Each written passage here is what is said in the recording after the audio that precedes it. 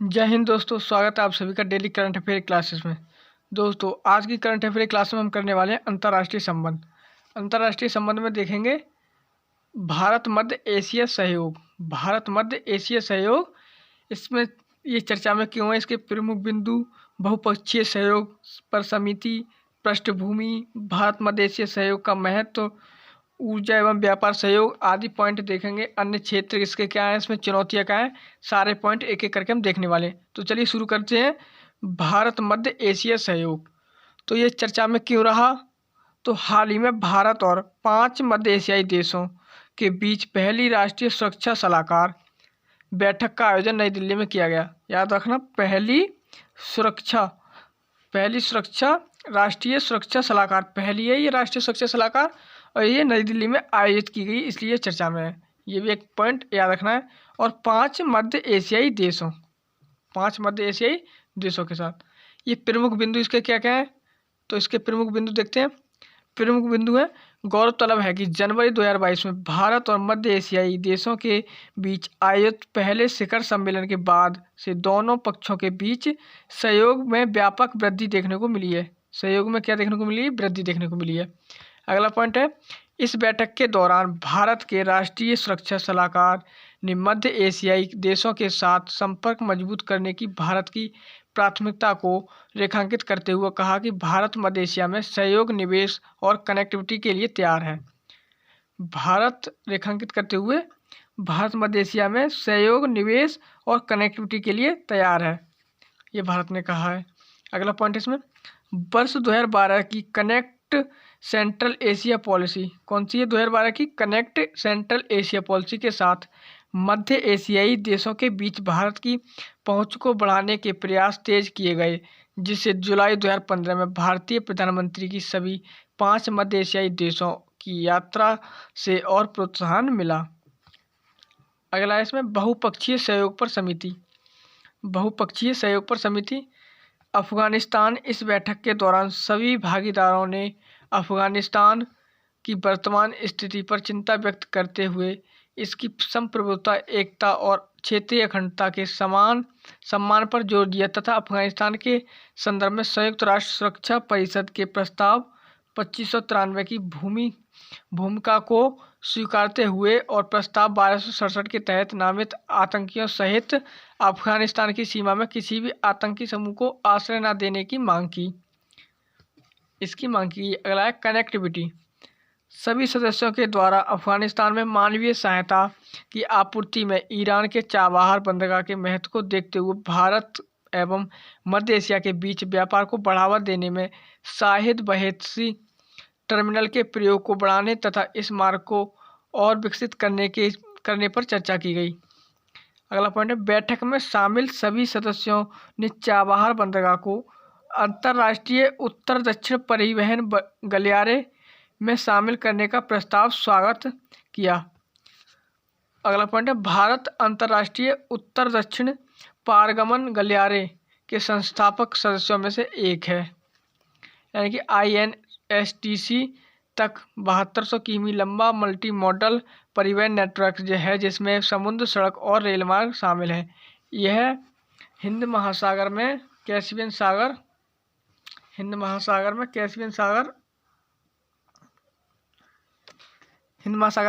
सागर व फारस की खाड़ी से होते हुए रूस और उत्तरी यूरोप से जोड़ता है। ऊर्जा सुरक्षा, मध्य एशियाई देशों और भारत के बीच कनेक्टिविटी के विस्तार में तापी गैस पाइपलाइन परियोजना के कार्यान्वयन के महत्व को स्वीकार किया गया। अगला पॉइंट है, पृष्ठभूमि, भारत और मध्य एशिया के बीच 3वीं शताब्दी ईसा पूर्व से 15वीं शताब्दी के बीच सिल्क रूट के माध्यम से सांस्कृतिक एवं वाणिज्य संबंधों का एक लंबा इतिहास देखने को मिला है। वर्ष 1991 में सोवियत संघ के विघटन के बाद भारत ने मध्य एशियाई देशों के साथ अपने संबंध को मजबूत करने के प्रयास शुरू किए। इसके तहत वर्ष 1987 में तजाकिस्तान में स्थापित मध्य एशियाई वाणिज्य दूतावास को वर्ष 1992 में दूतावास में बदल दिया गया तथा अन्य देशों के साथ भारत के संबंधों को मजबूत करने पर विशेष जोर दिया गया। वर्ष 1955 में तत्कालीन भारतीय प्रधानमंत्री ने सोवियत संघ की 16 दिवसीय यात्रा के दौरान अलमाती यानी कि कजाकिस्तान और ताशकंद यानी कि उज्बेकिस्तान और एशगाबाद यानी कि तुर्कमेनिस्तान की यात्रा की।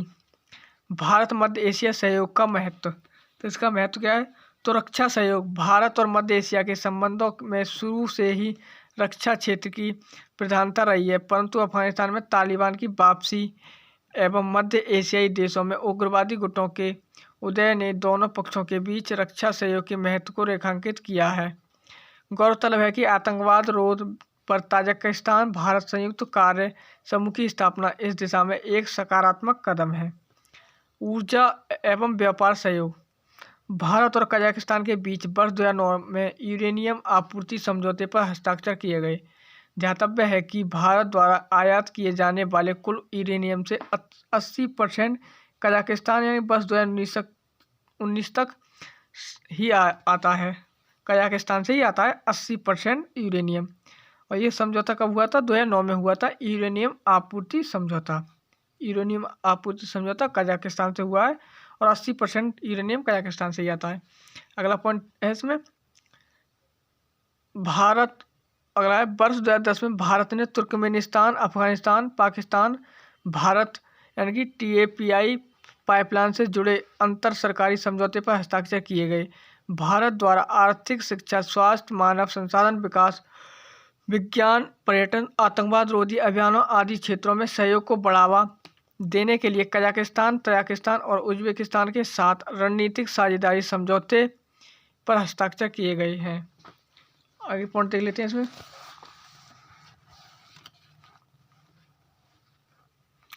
वर्ष 2010 में भारत मध्य एशिया व्यापार परिषद की स्थापना की गई, जो भारत तथा मध्य एशियाई देशों के बीच व्यापार के क्षेत्र में सहयोग को मजबूत करने से जुड़े मुद्दों पर अपनी सिफारिशें प्रस्तुत करती हैं। इसमें अन्य क्षेत्र क्या है?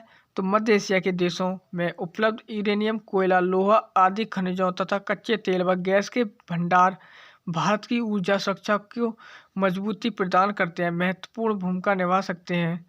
मध्य एशियाई देशों में लगभग 40 बिलियन बैरल खनिज तेल और 131 ट्रिलियन क्यूबिक बैरल प्राकृतिक गैस के भंडार होने का अनुमान है।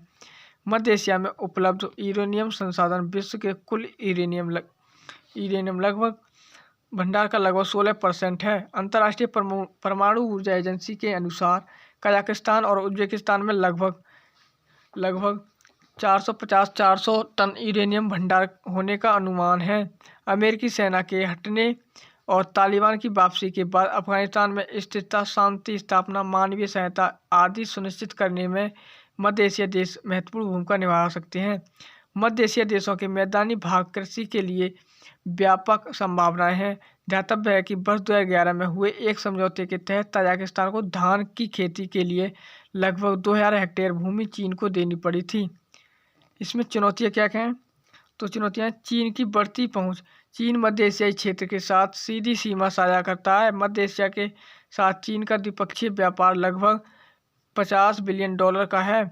साथ ही चीन द्वारा मध्य एशियाई देशों में अपने बेल्ट एंड रोड इनिशिएटिव के तहत बड़े पैमाने पर निवेश किया है। चीन की तुलना में इस क्षेत्र के देशों के साथ भारत का व्यापार मात्र $2 बिलियन है। संपर्क। इसमें संपर्क है भारत और मध्य एशियाई देशों के बीच सीधे सड़क परिवहन या स्थल संपर्क का अभाव द्विपक्षीय संबंधों की प्रगति में सबसे बड़ी चुनौती बनी हुई है। वैश्विक अस्थिरता। द्विपक्षीय संबंधों को मजबूत करने के प्रति मध्य एशियाई सरकारों एवं भारत सरकार के सकारात्मक रवैये के बावजूद रूस यूक्रेन संघर्ष, वैश्विक मुद्रास्फीति, खाद्य असुरक्षा आदि के कारण मध्य एशिया के साथ भू राजनीतिक विभाजन को पाटने की भारत की महत्वाकांक्षा पर विपरीत प्रभाव देखने को मिला है। इसमें आगे की राह क्या है? तो वर्तमान में भारत और मध्य एशियाई देशों के बीच क्षेत्रीय सुरक्षा का मुद्दा सबसे प्रमुख है, परंतु भारत को इस विविधतापूर्ण क्षेत्र के साथ पारंगम व्यापार, निवेश आदि क्षेत्रों में संपर्क बढ़ाने का प्रयास करना चाहिए। भारत को मध्य एशियाई देशों के साथ नवीन तकनीकों के क्षेत्र के साथ ही उद्यमशीलता में क्षेत्र में भी सहयोग में वृद्धि करनी चाहिए। एक पॉइंट और है, वो भी देख लेते हैं इसका।